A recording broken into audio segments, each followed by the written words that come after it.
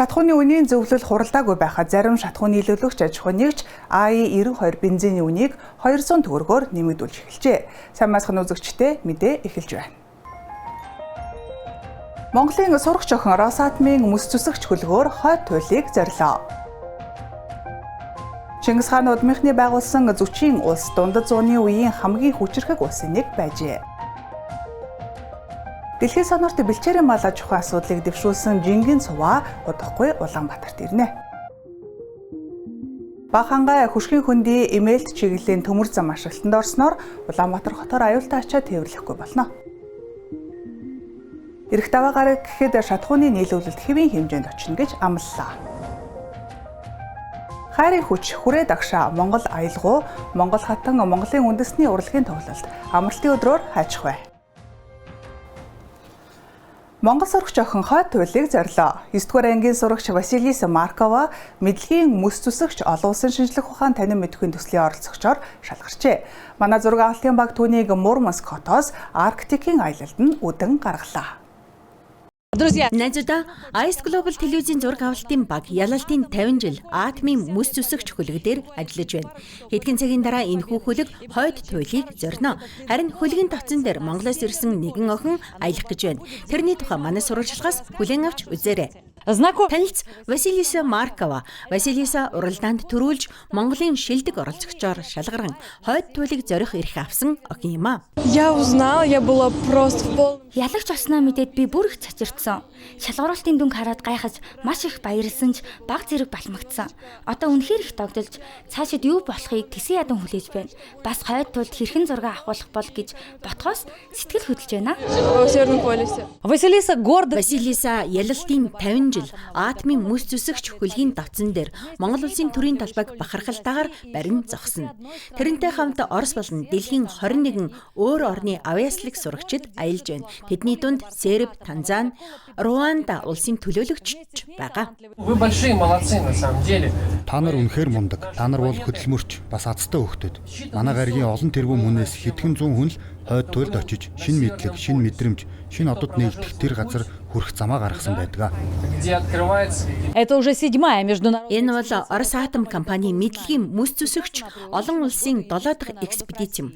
Энэ удаагийн аяллыг Оросын ард түмний эв нэгдлийн жилд зориулжээ.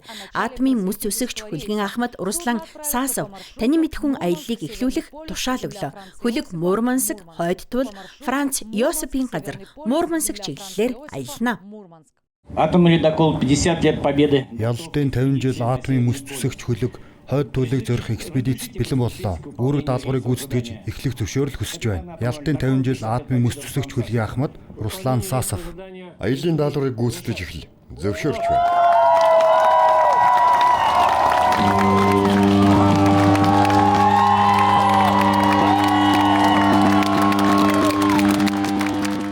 Основная цель это тол зорилго нь уралдаанд төрүүлсэн хүүхдүүдийг амжилтын төлөө урамшуулан дэлхийн оргил зэгт хүргэх явдал сыну планеты. 7-й сезон отбора в арктическую. Орос атомын Арктикийн экспедицийн 7 дахь улирлын сонгон шалгаруулалт төслийн түүхэнтэх хамгийн өргөн цар хүрээтэй нь олжээ.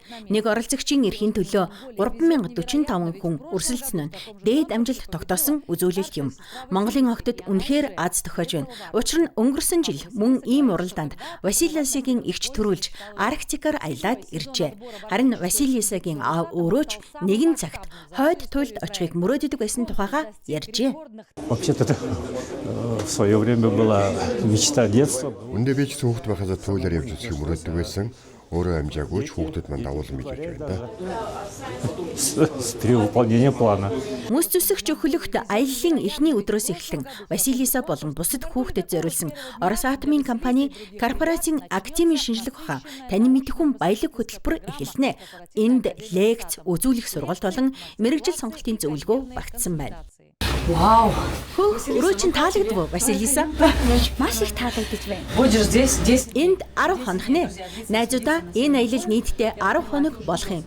Чи орой сонгочтой? Энэ тундах уу? Энд баага хүртэл байна. Хөөрхөн юм а. Хөшгөө татаад ганцаараа байж болох нэ. Би англи хэл дээр хулганы тухай ном авсан. Унших дуртай ном нь байх нь. Гэхдээ та нарт чөлөөт цаг гэж гарахгүй л болов. Уран бүтээлчд хүртэл байгаа гэсэн шүү дээ. Олон янзын үйл ажиллагаатай учраас хүлэг дээр уйдах зав байхгүй л байх болов. Диско хүртэл болдог гэсэн шүү. За сайн яваад их юм үзээ дээрээ ирж байгаад туйлын тухай ярьж өгөөрэй. Тэгээ Научно-просветительский проект «Ледокол знаний». Мэдлэгийн мөс зүсэгч шинжлэх ухаан танин мэдхүйн төслийг Росатом улсын корпорацийн дэмжлэгтэйгээр зохион байгуулдаг. Тус төсөл нь байгалийн шинжлэх ухааны салбарууд болон цөмийн салбарын технологиг сурталчлан таниулах, авьяаслаг хүүхдүүдийг дэмжихэд чиглэдэг юм. Төслийн шилдэг сурагчид атомын мөс зүсэгч хөлгөөр хойд туйлыг зорих шинжлэх ухаан танин мэдхүйн экспедицэд оролцдог байна. Төсөл хэрэгжсэн 6 улирлын хугацаанд дэлхийн олон орны 400 гаруй авьяаслаг сурагч Росатомын Арктикийн экспедицэд оролцоод байна. Мария Латышева, Евгений Павлов, Аист Глобал. Их Монгол улс байгуулагдсны 820 жилийн ойд зориулсан Зүчийн улсын зарлиг албан бичгүүд номын нээлт гадаад харилцааны яамд боллоо. Тус номыг Бүгд найрамдах Турк улсын монголч эрдэмтэд бичиж, доктор Анх Баяр инх чимэгнээр монгол хэлний орчуулсан байна. Энэхүү ном нь Зүчийн улсын үеийн түүхэн их сурвалж зарлиг албан бичгүүдийг судалгааны эргэлтэнд оруулах, Монголын эзэнт гүрний түүх дипломат харилцааны өвийг олон нийтэд таниулахад чиглэсэн бүтээл болж байна.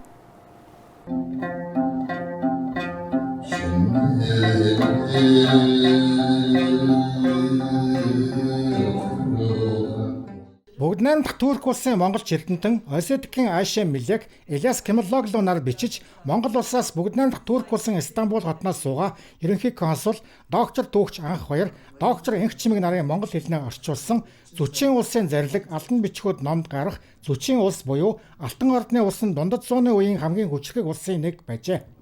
Тус улс нь оршин тогтнох хугацаанд Оросын вангуудыг 250 жил захирч, Балканы хогт өөрсдийн нэрээр зоос дэлдүүлж, мөн Италийн худалдаачдад өөрийн нутагтаа худалдаа наам хийх онцгой эрх олгож байжээ. Бид нар энэ зарилгаас Алтан ордын Зүчийн улсын төрийн ёсны уламжлал, дипломат соёл, төрийн зохион байгуулалт бүтэц болоод тухайн үеийн нийгэм улс төр соёлын амьдралын талаар бол бид нар маш олон мэдээллийг авах боломжтой. Тэр утгаараа энэ бол одоо Зүчийн улсын түүхийг судлахад болвол нэг ясны нууц товчхон шахуу үндсэн анхдагч их сурвалж болж байгаамаа.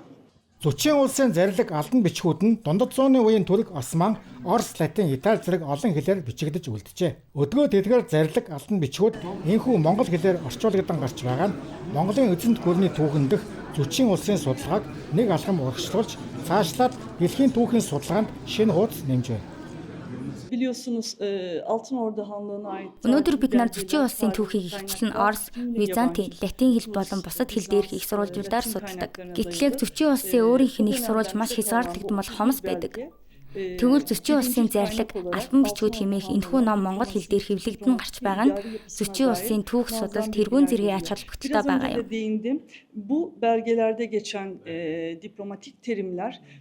Зүчийн улс нь Чингис хааны ууган хүү Зүчийн эзэмшилд үндэслэн 13 дугаар зуунд бүрлдэж, Евразийн өргөн удам орон зайд улс төр эдийн засаг, худалдаа, дипломат харилцааны томоохон төв болон хөгжиж хамгийн олон жил оршин тогтножээ. Олон орны түүх бичлэгт Алтан ордны улс хэмээх нэрээр түгээмэл нэрлэгдэх энэхүү улсын түүх нь Монголын төдийгүй Орос, Зүүн Европ, Хар Тэнгис, Кавказ, Төв Азийн дундад зууны түүхтэй салшгүй холбоотой. Судлаачдын хэлж байгаагаар энэхүү номын онцгой үнцэн нь Зүчийн улсын түүхийг зөвхөн хожим үеийн түүхэн өгүүлэмжээр бус, харин тухайн цагт үйлдсэн зарлиг албан бичиг, дипломат захидлуудаар танин мэдэх боломж олгож байгаад оршиж байна гэлээ. Жаншударж Баттарч, Сергей Тучков, Аист Глобал.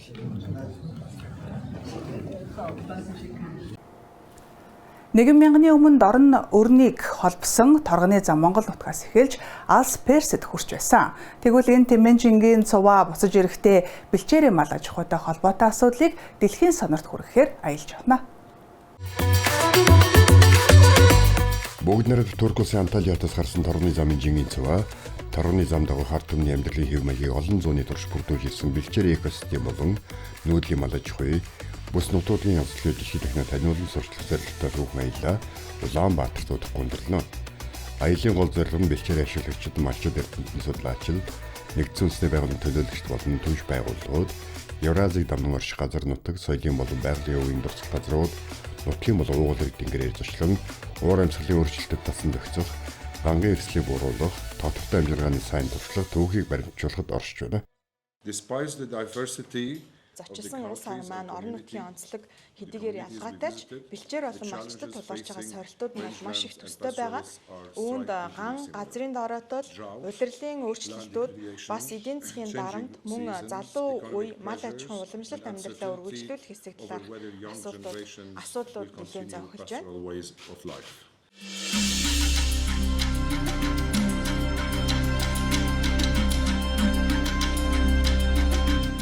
Цөлжилтөд тэмцэх тухай нэгдсэн үндэсний байгууллагын конвенцийн талуудын COP16 баг хурлын зохион байгуулсан Эл-Риад хотоос COP17 баг хурал Улаанбаатар хотыг ийхүү холбох Торооны замын жингийн цуваа бэлчээр ба малчтын олон улсын жил 2026-ны хүрээнд хэрэгжиж байгаа дэлхийн хэмжээний санаачлал. Бүгд найрамд Турк улсаас өнгөрсөн 5 дугаар сард гараагаа эхэлсэн аялал Оросын холбооны улс, Узбекистан, Казахстан, Киргиз, бүгд найрамд Хятад улсаар дамжихдаа газрын нөхөн сэргээлтийн сайн туршлагатай танилцсан орон нутгийн иргэдтэй уулзсан байна. Нар ч одоо ганц малчин гэдэг малчин хүн бид нар л байдгийн боц. Одоо гэтэл ингээд нийтийг хамарсан гадна дотны төлөөлөгчтэй ингэж бас төв суурингүй малчтан ч оролцлоо. Энэ төв суурингийн мэрэгжлийн ажилтнууд холбоодууд нь ч оролцож байна. Энэ бол сайн байна. Юмд ингэж нэг чигт явж ил байж үр дүнд хүрдэх нь зөв. Тэгээд энийг бол сайн хэрэгжүүлж байгаа юм байна. Бас тэгээд өшөө сайн ажил ингэж уулзаж хийсний үр дүнд гардаг тийм жамтай. Бэлчээр экосистем дэлхийн хурлын газрын гадрын талаас илүү хувийг хамарч 2 тэрбум хүний амьдралыг дэмждэг. Ийм дууг санаачлалаар дамжуулан жилээс жил дороотсоор байгаа эмзэг экосистемийг хамгаалж, газрын нөхөн зэрэгийг дэмжлэг үзүүлж, анхаарал хандуулахад хувь нэмэр оруулах юм а. For Mongolia, COP17 is an opportunity to place rangelands, pastoralism and the experiences. Мэдээж илүү өргөн утгаар нь авч үзэх юм бол энд өрнөх хилцүүлэг болон гарах шийдвэрүүд нь улс орнууд дороотсон газрыг хэрхэн нөхөн сэргээх, гаанд хэрхэн бэлтгэж байгаа, хүнс усны аюулгүй байдлыг хамгаалах, санхүүжилт дайчлах, илүү төсвөртэй нийгэм эдийн засгийг бий болгох чиглэлийг тодорхойлоход хувь нэмэр оруулах гэж үзэж байгаа. Protect food and water security.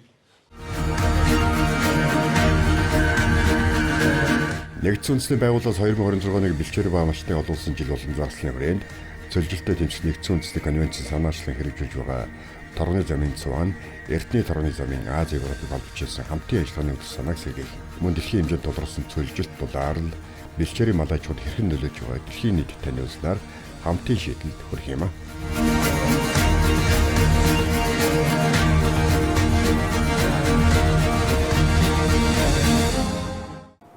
Одоо үргэлжлүүлэн зарим үйл явдлын мэдээллийг цоо үгээр хүргэе.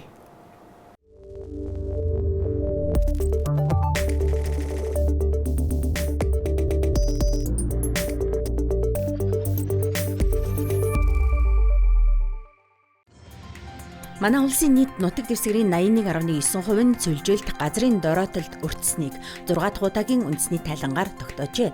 Тодорхойлбол 93.3% хөрсний чийг буурч 53.5% гангийн эрчимжилт нэмэгдэжээ. Жилийн дундаж агаарын температур 2.5 хэмээр дээшилж газар нутгийн 54.8% нь ус, 34.3% нь салхины илэгдэлд өртөх өндөр эрсдэлтэй. Ургамлын бүтээмж 22.3% буурсан гэж гарсан байна. Манай улс энэ сарын 9-ний байдлаар нийт 622,123 жуулчин хүлээн аваад байна. Жуулчдын дийлэнхийг Оросын холбооны улс, Бүгд найрамдах Солонгос улс, Бүгд найрамдах Хятад ард улс, Япон улсын иргэд бүрдүүлжээ. Цаашлаад Казахстан, Америк, Тайван, Франц, Герман, Италийн жуулчид удаалсан байна. Мөн Их Британи, Австрали, Хонконг, Испани, Беларусь, Сингапур, Малайз, Турк, Израиль, Канадууд бичигджээ. Нийтдээ 20 орны жуулчид зөнгөлсөн байна. Цөлжилттэй тэмцэх нэгдсэн үндэсний байгууллагын конвенцийн талуудын 17 дугаар баг хурлын зочид төлөөлөгчдөд зориулсан хар хорон базар төв цэнгэлдэх хүрээлэнгийн гадна талбайд гарч байна. Үндэсний өв соёлыг харуулсан бүтээгдэхүүн үйлчилгээ, гар урлал, хоол үйлдвэрлэл, бүтээлч үйлдвэрлэл, урлагийн тоглолт энд нэгдор төвлөрчээ. Хар хорон базар буюу үзэсгэлэн худалдаа энэ сарын 20-ны өдрийг дуустал үргэлжилнэ. Хэрэглээний бараа үйлчилгээний үнийн индекс буюу инфляц 7 дугаар сард 13% хүрч 5 сарын дотор 2 дахин нэмэгдээд байна. Энд гол нэрийн хүнсний бүтээгдэхүүний үнийн өсөлт, тэр дундаа төрийн зохицуулалттай бараа бүтээгдэхүүн буюу шатхуун хүнсний бүтээгдэхүүний үн өссөн нь гол нь нөлөөлжээ. Энэ удаагийн инфляцийн өсөлтийг Монгол банк төр зүрийн нийлүүлэлтийн шок хэмээн үзэж, дунд хугацаанд инфляц буурч зорилттой түвшинд эргэн очно гэсэн дүгнэлтэд хэвээр үлдээж байна. Тодорхойлбол мөнгөний бодлогын хүүг 2.5% болгож чангаруулсан нь инфляцийн хүлээлтийг тогтворжуулах, нийлүүлэлтийн шалтгаантай үнийн өсөлтийн 2 дахь нөлөөг хязгаарлах, төөргийн өгөөжийг бодлогын зорилттой нийцүүлэхэд чиглэжээ. Улаанбаатар хотод төрийн өмчийн ерөнхий боловсролын сургуулийн 1-р ангид элсэн суралцах хүүхдийн бүртгэл эрэх даваа гарагт эхлэх гэж байна. Бүртгэлийг энэ сарын 28 хүртэл e-Mongolia системээр зохион байгуулна. Харин цэцэрлэгийн хүүхдийн бүртгэл энэ сарын 23 хүртэл үргэлжлэх бөгөөд 125,000 гаруй хүүхэд бүртгүүлгээс 75,000 гаруй нь бүртгүүлээд байна. Оросын холбооны улсын ерөнхийлөгч Владимир Путин Монгол улсад суугаа Оросын холбооны улсын онц бөгөөд бүрэн эрхэд элчин сайд Алексей Николаевич Евсиковыг найрамдлын одонгоор шагнах тухай зарлагт гарын үсэг зурчээ. Тэрнийг Оросын холбооны улсын гадаад бодлогын чиглэлийг хэрэгжүүлэхэд оруулсан хувь нэмэр олон жил дипломат албанд үр бүтээлтэй үнэнчээр ажилласан хөдөлмөрийн үнэлэн энэхүү төрийн өндөр шагналаар шагнасан байна. Ice Global цөөн хормын мэдээгээ дуулгалаа. Амралтын өдрөө ая тухтай өнгөрүүлээрэй.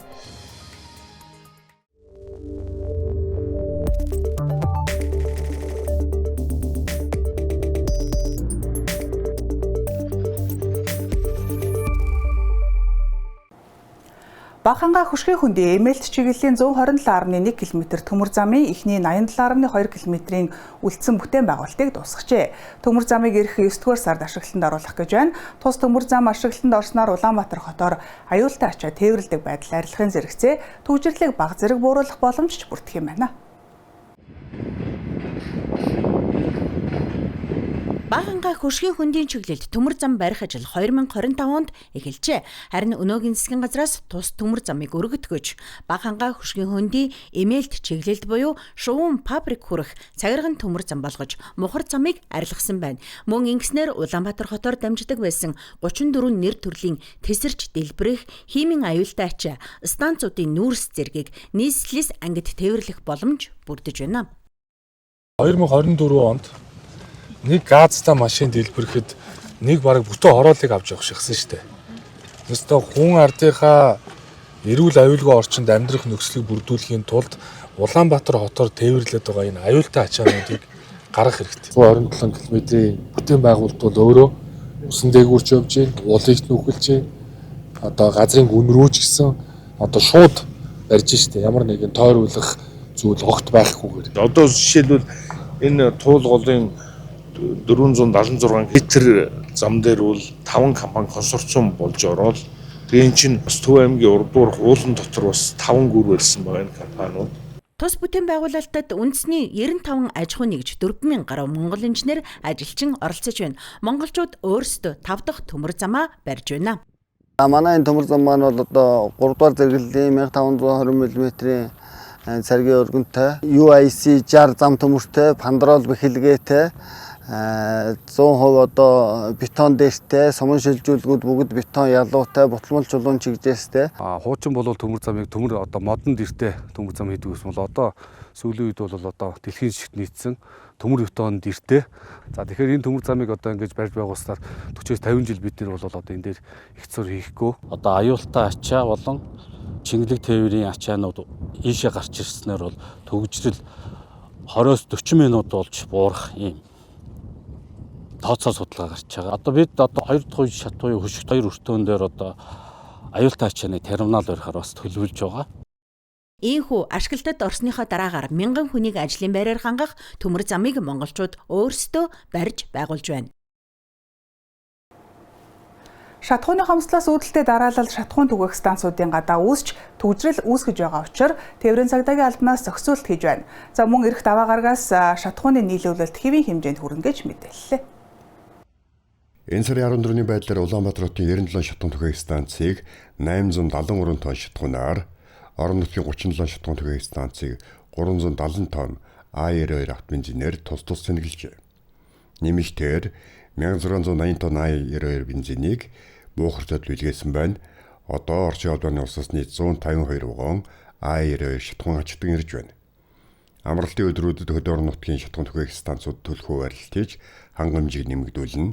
Үндсэндээ нямгараг гэхэд бүх шатхан түгээх станцуудыг цэнэглэж, шатханы нийлэлтийг хэвийн түвшин төрөх үүрэг чиглэлийг шуурхай аштаа бий хурлаар өгсөн байна.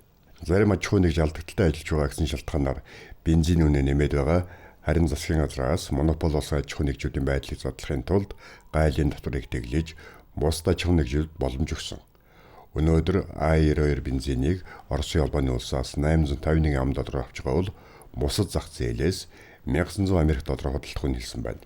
Тиймээс Оросын холбооны улстай байнга хэлцээ хийж байна гэж аж үйлдвэр Эрдэнэбаягийн яамнаас мэдээллээ. Олон удаагийн мэдээлэл дээр бас иргэд маань бүрэн гүйцэд одоо авч чаддгүй юм шиг байгаа. Тэгэхээр Монгол Улсын засгийн газраас боловсруулах үйлдвэрээ ашиглалтанд оруулахын тулд бол маш одоо богино хугацаанд сайн шийдвэрүүдийг гаргаж ажиллаж байгаа. Улсын хурал дээр газрын засны одоо үйлдвэр баригдах үндсэн санхүүжилтийг олгоход одоо улсын төсөв дээрээ тавьж явдаг. Энэ нь тухайн гүйцэтгэлээ хангаж чаддгүй байсан бол энэ дээр хурал дээр шийдвэр гаргаж гүйцэтгэлээр нь 100% санхүүжүүлэх боломжийг олгосон. Та бүхэн бүгдээрээ мэдээлэлээр харж байгаа бах. Тэгэхээр эрчимтэй үйл ажиллагаанууд бол хэрэгжиж бидхэн төлөвлөсөн хугацаанд газрын засаг боловсруулах үйлдвэрээ ашиглалтанд оруулахаар ажиллаж байна. Жил болгон үсдгийн нөхөн өмслийг арилгахын тулд нэгд боловсруулах үйлдвэрийн бүтээн байгуулалтыг засвалтгүй явуулах талаар төрөөс арга хэмжээ авч байна.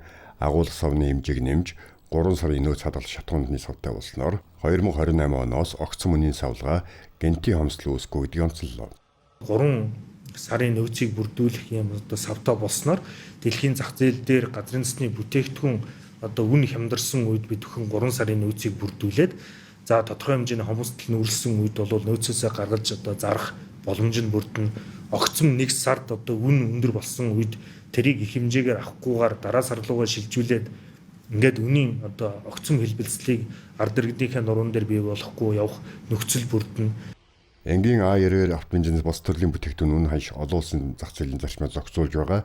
Харин Евро 2 стандартын А92 автомобилийн манай улс Оросын холбооны улсаас тусгай нөхцөл хямдралтай үнээр худалдаа авдаг. Импортын олон цуг байхгүй учраас үнийг чөлөөлөх нь хүмүүсийн худалдаа авах чадварт дарамт учруулах, инфляцийг өдөх хэстэл дагуулах сөрөг талтай юм. Тиймээс үнийг барьж болох бүхий боломжийг ашиглан үүсэж байгаа хомсдол Оросын холбооноос бензин ирж байгаа учраас даваа гарагаас арилна гэлээ. Энэ амралтын өдрүүд цөлжилтөд тэмцэх нэгдсэн үндэсний байгууллагын конвенцийн талуудын 17 дугаар баг хурлын зочид төлөөлөгчдөд толилуулах урлаг соёлын хөтөлбөрийн бэлтгэл өдрүүд болж өнгөрөх төлөвтэй байна. Тухайлбал Монгол Улсын хүүхэлдэйн театр, Монгол аялгау, Монгол хатан, Монгол үндэсний урлагийн тоглолтыг дэглэжээ. Мөн манай оронд хэдийний ирж тухайлсан гадныхан төрийн сойрхолд Баян Монгол Big Band хүрээ дагшаа жаз тоглолтыг ч үзэж сонирхох боломжтой байна. Амралтын өдрөөр хайчих бай.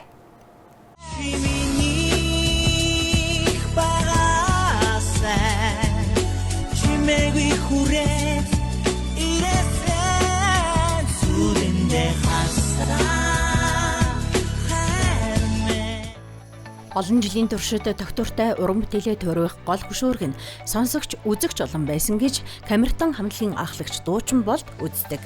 Гавьяа жүжигчин цол хөрсөн нь ч мөн үзэгч, сонсогч олны тэр их хүчтэй холбоотой. Тиймээс талархлын үнгүй тоглолт хийхээр болсон. Гэхдээ үнгүй юм бүхэн үн цэнгүй гэдэг тодорхой шалгуур тавьж биелүүлсэн нь Бямгарагт Social Bay паркт болох тэрний тоглолтыг үзэх ирэхээр шагнуулах гэж байна. Энэний зэрэгцээ Камертон хамтлагийн үе үеийн цомгийн эзэм болох юм. Хэр олон хүн энэ эрхийг авсан бол уран бүтээлчин шилдэг дуунууд ишиглэх хайрын хүч тоглолтоос харцгаая.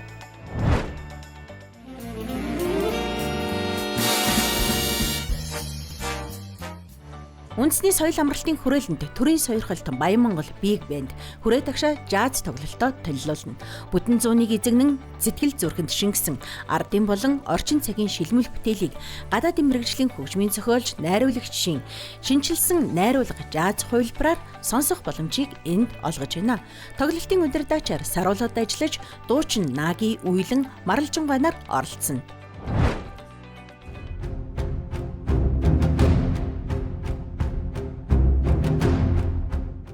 Улсын хүүхэлдэйн театр, Монгол аюулгүй, Монгол хатан, Монголын үндэсний урлагийн тоглолтыг дэглэжээ. Монгол хаттын эрхэмсэг, намб төрх, сүр хүч, эртний ордны болон ёслол хүндтгэлийн хийгээд олон угсаатны өвөрмөц бүжиг, уран тансаг, бие биелгээ, мөн ЮНЕСКОгийн хүн төрөлхтний биет бус соёлын үүд бүртгэгдсэн уртын дуу, хөөмөө, уран нугаралт гээд тайзны урлагийн уламжлал шинжилгээг хослуулсан шилдэг бүтээлийн цогц үзүүлбэрийг тус театрынхан танилцуулах гэж байна. Одоо үргэлжилж байгаа зарим тоглолтын мэдээллийг хүргэе. 76 жилийн түүхтэй үндэсний урлагийн их театрын тайзнаа Land of the Sky үндэсний урлагийн цогц тоглолт. Цонжин болдогдох үндэсний морьт хүрээлэнд Улаанбаатар цирк, морьт хүрээлэнгийн хамтарсан Чингисийн дуйл, морьтны гайхамшиг тоглолт. Төмөр замын чуулгын ганцхан палас болон Чин Ван ханд доржин өргө, Эвсэг Кашмир буюу хуучнаар Бамбруш кафед, Цагаан лава чуулгын Намадик леженд ардын урлаг, өв соёлын тоглолт.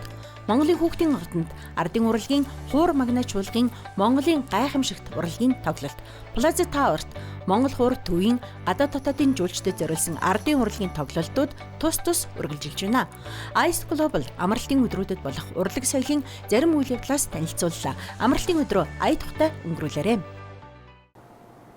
Хүмүүзэгчтэй та бүхэнд баасан гарагийн мэдээний хөтөлбөр хүргэлээ. Анхаарал хандуулан хамт байсан баярлалаа. Баяртай.